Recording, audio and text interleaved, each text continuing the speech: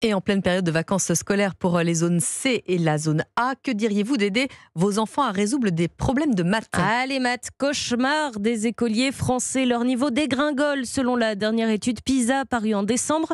Alors pour une remise à niveau efficace, le Conseil scientifique de l'éducation nationale a lancé la Problémathèque, une plateforme internet qui s'adresse aussi bien aux enseignants qu'aux parents d'élèves de tout niveau.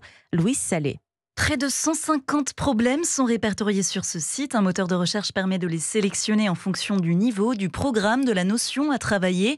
Emmanuel Sander, prof en sciences de l'éducation à l'Université de Genève. La résolution de problèmes a tendance à être un petit peu le parent pauvre à certains moments de l'enseignement mathématique. L'objectif, inciter les élèves à résoudre plus d'énoncés complexes en classe et à la maison, notamment pour les enfants en début de primaire. Ou typiquement, dans la problémathèque, on a un problème dans lequel on va dire que Stéphane a acheté un cartable et un ordinateur, et on sait que ce cartable il est 20 fois moins cher que l'ordinateur, et on demande combien coûte l'ordinateur. En fait, par un énoncé comme celui-là, ça travaille le fait que multiplier, c'est pas toujours fois plus, mais parfois ça peut être fois moins. N'hésitez pas également à faire en sorte que votre enfant manipule des objets, conseille ce professeur des écoles. Il y a un truc qui est très important, c'est de leur proposer du matériel. Des cubes d'unités, dizaines, des jetons, des billets de banque. Ça marche aussi avec des Playmobil ou des fraises Tagada. Louise Salé, spécialiste éducation d'Europe 1.